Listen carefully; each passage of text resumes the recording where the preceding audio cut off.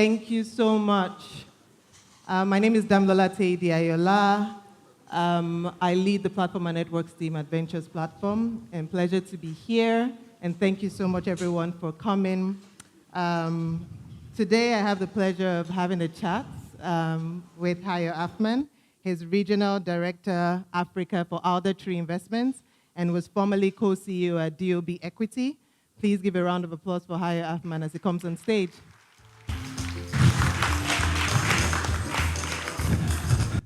Thanks, Tommy. Hi, Hayo. Yeah? And he's also one of our esteemed LPs. So Hayo, first of all, Alder Tree is a Nordic investment fund, but Hayo will talk about that a bit more.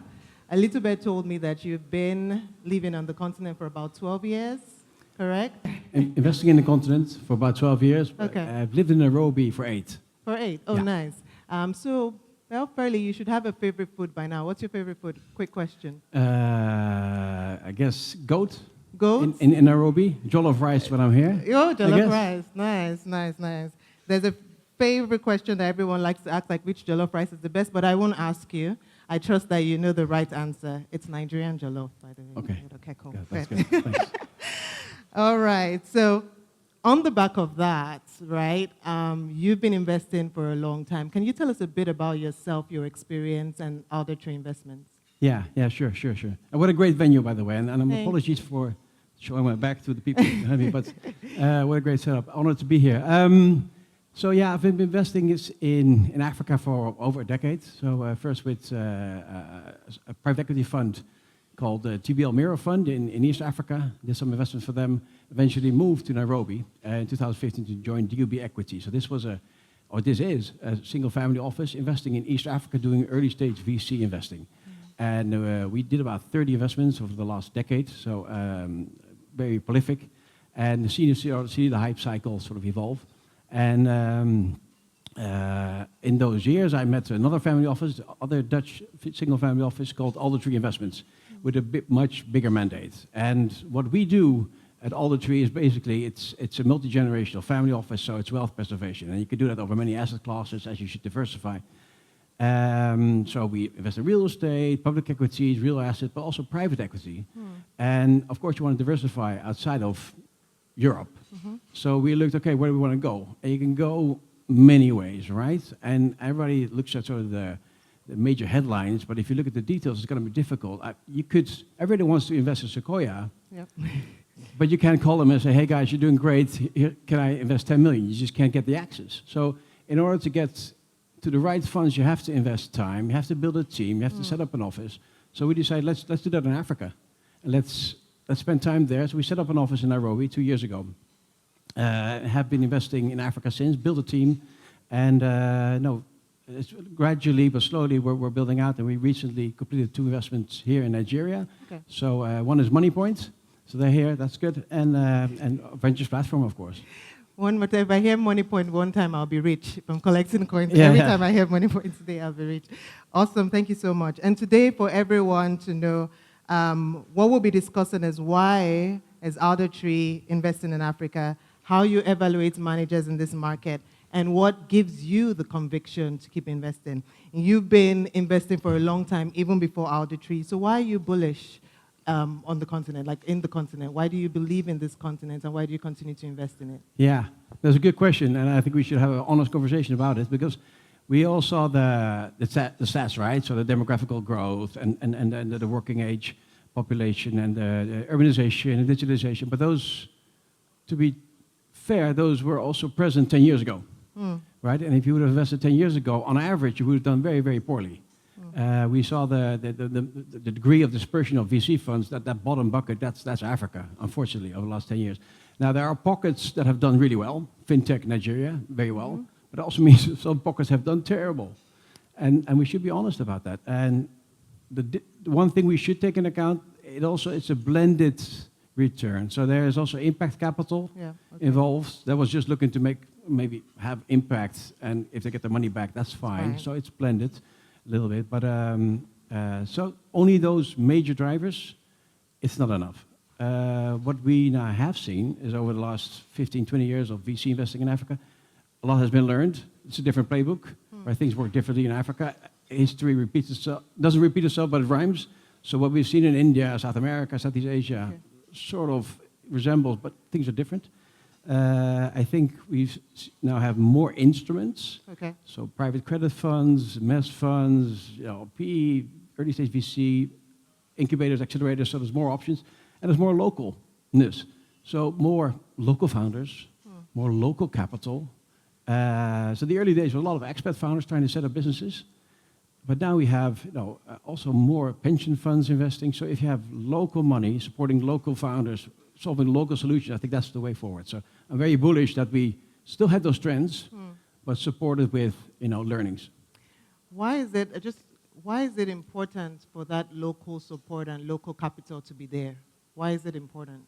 Because local capital understands local founders, understands local problems. I think, I've learned also the hard way doing early stage investing in Africa. It's just, for me, it's difficult to really understand the problems a Kenyan family has, right? I just don't know. I should be honest about it. I don't know the impact a manager can have in solving these problems. So it's very important, I guess, as we've seen every ecosystem evolve, it's local, local, local. And you could sprinkle, external capital on it, that's fine. It accelerates things, but I think the main basis should be more local. More local. Thank you so much for highlighting that. And you were talking about, Southeast Asia, you mentioned India and emerging markets. How does Africa rank against these markets? Yeah. Well, it started a little bit earlier there, so I think that's a decade ahead. And if you look at the venture returns in that first decade, they haven't been tremendous either. That's because a lot of the infrastructure is still required to be built there. So you can't have tech if you can't scale it over infrastructure. So that means logistics, bridges, roads, all the hard stuff, but also the fintech rails, talent pools, people. If you have that all coming together, then the second wave will probably do a lot better. And I think that's also what we're going to see here, that the second wave, now that infrastructure is being built, is getting built, we hopefully can ride those rails and do a lot better going forward. Yeah, thank you. And what do other investors misunderstand about the market? Like, what do they not deeply understand yet that you think, if they took time, they would, get more insight? Yeah, about Africa, right? I think, let's reframe it. So I'm from Europe. We have 1 to 2% GDP growth rate every year. It's a very safe environment to invest in. On the other hand, you have Africa, it's growing 4 or 5% every year, but it's volatile. Like, different risks, different perceptions. I mean, for the long term, I'd rather also have some investments in Africa benefiting from the economic growth that is here, rather than just, where there's no growth in Europe. And we should do something about that, but it's a separate conversation. So that's one. Second is structural drivers. I mean, don't confuse the short-term noise for the long-term opportunity. There's a tremendous need for improvements here in food, energy, healthcare, education. We all know that. I don't need to explain. But the short-term noise just adds, volatility to it. It masks these long-term opportunities. But I think you can take advantage of that. Warren Buffett has this idea of Mr. Market visiting him. So he has operates a business. Mr. Market comes every day, and he offers to buy or sell shares of your business. And sometimes he's euphoric, and he bids very high. Sometimes he's depressed, he bids very low. And you should rather than let that market guide you, take advantage. So if you have huge depreciation of the naira like we've had, or in Egypt, I think it's a great time to invest now, and don't let that sort of scare you away. Right? The long-term structural drivers are still here. And let's talk about the fund managers now, backing the right managers. And maybe before that, do you also fund directly to startups and founders? Yeah, we do both, but the very late stage. So we leave all the early stage risk solving to the true experts like yourselves. You're tremendously good at that, and we come in after When you say later stage, from what? Series C onwards. Series C onwards, okay. So what do you look out for when you're backing fund managers on the continent? Yeah, I think it's probably the same criteria as any other place in the world, like a great differentiated specific thesis on investing, team. So not only a solo GP, but it has to be a team with a strong base around the GPs. Track records. We haven't gone through all the hoops of deploying capital, exiting, all that stuff. So those are sort of the standards. But I would add to that, just like with entrepreneurs, they need to do more than just be an investor in their business. They often have to build ecosystem. If you have a factory, you have to build power generation, or you have to build logistics. You have to build all these big conglomerates in order to do well, because it's just not there now. So the same with, I guess, with good managers here.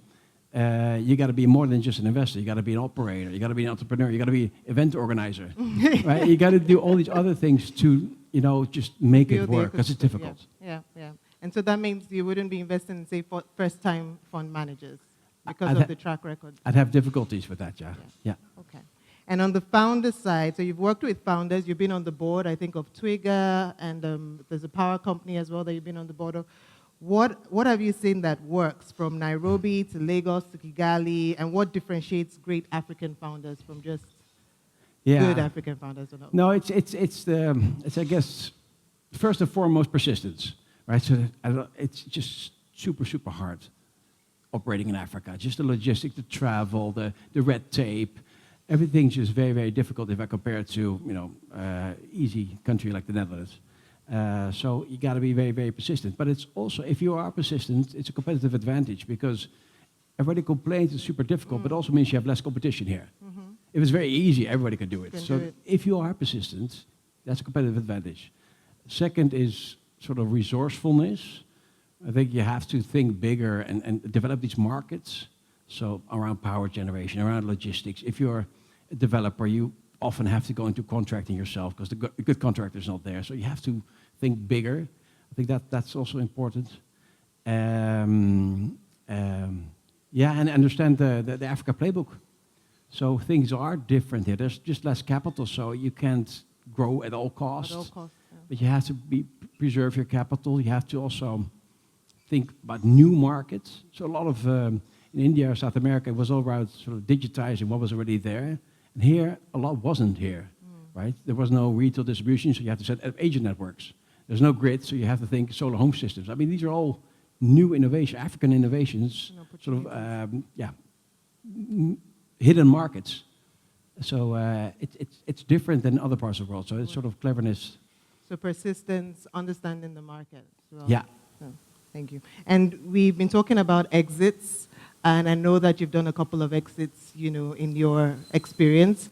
Can you share with us a bit about that, and also what are your key learnings from going through that journey on exits? Yeah, and it just sounds very plain, but we've done 5 exits, and what these companies all had in similarities, but they were great businesses. So I think if you have a great business, it's easy to exit, relatively easy to exit. And we were also trying to sell businesses that weren't doing that well. We found it very difficult, because we also, if we would ask ourselves, would we buy the business? No. So why would someone else buy it? So I think there's a lot of work on investment readiness or exit readiness to be done by investors, that either you do a turnaround and make this a business attractive, or just write it off. But don't go shopping something that you don't want to buy it yourself either. So I think that's really, we have to be more and more disciplined around making something attractive to buy. But second, I think the exit markets are slowly opening up. We are seeing exits. We're seeing secondaries. I think the discount is still high, 30, 40, 50% of the primary rounds. But, secondary funds are also hearing this, so they're jumping on it. So we're seeing more and more. And I just think this takes time. The moment, people hear more about great opportunities, about discounts, about, great bargains, they will come. Money will come, and it's like the old saying, you can't get a baby 1 month by getting 9 women pregnant. You have to take time. It has to take, and people will hear about it, will come and will buy. Yeah. And a last thing to add, you have more buyers. So we now have strategic, but also family office like ourselves. We have patient capital. We don't need to see liquidity for the next years. Okay. We're multi-generation family office. We can hold these positions indefinitely. So those are coming more to the continent. Strategics, the same. They don't need to flip this thing around. So I think there are more options. More options, more buyers. I know you mentioned that it's better to sell a company that is doing well. But there are times where, a founder feels like they can still go on to the business, things are going good, they can pull things around, and then something happens. But there's still something that can be sold, and maybe investors try to pull together to see how that works. Like, have you had that experience before? And what would you say would be your insights from that, and how to do that successfully? Because it's not every time, you might sell a business when it's doing well. Things happen. So in those situations, how do you go about that? Yeah, I mean, we've seen it happen with the great hype in 2021, 2022, where you had a lot of tourist capital come, and everything in Africa was shiny, and everything was valued at a revenue multiple, and these revenue multiples were all going up. So everything was looking great, and all of a sudden that dried up, and no one had seen this before.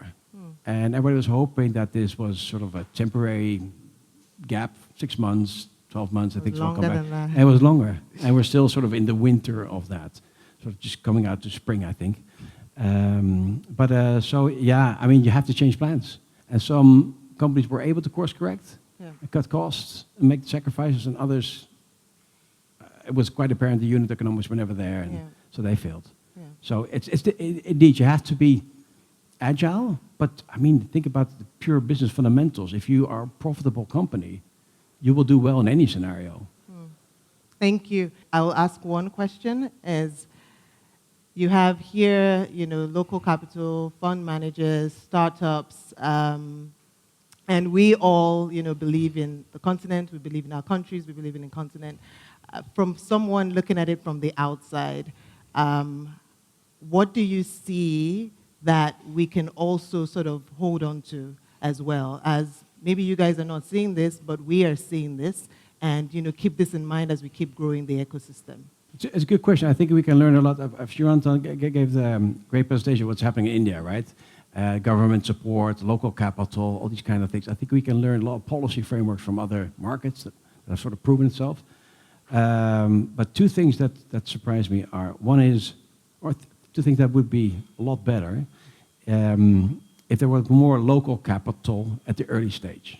So anyone in Europe can found a business by tapping friends, fools, family for the first $50,000, right? I mean, get some software subscriptions, get a couple of months to get something on paper or whatever. Like, start a business, get from 0 to 1. I think that's very instrumental. I think from 1 to 10, capital's there. There are a lot of investors. I think that's happening. But just giving someone the chance for a couple of months to try something, to recruit someone else, to build a sales team.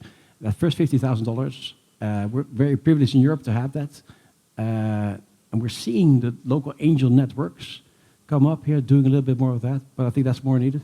And second, I think on talent, and I don't think you can create more entrepreneurs. I think a good entrepreneur is born every 100 or every 1,000 people or so, right? And these guys or girls will start a business regardless. I mean, they have something missionary about it. But it's the people around it. So it's senior management. So we need to do more in training senior management, because I find it very weird that a CFO at a Series B company in Nairobi is making the same as one in Amsterdam. These guys are making ridiculous salaries compared to the group that they're serving. So, and that means overheads often blow up, and the unit economics don't work anymore. And so it would be great if we can get more senior management people talent willing to do that work. We take more risk, and younger people willing to accept a lower salary, or more ESOPs, right? So they get comfortable with getting some shares instead of salaries. So I think on talent there we can do a lot better. Thank you so much, Hayo. This has been very insightful. Thank you for your time. Please give him a round of applause. Thank you. Thanks, Amy.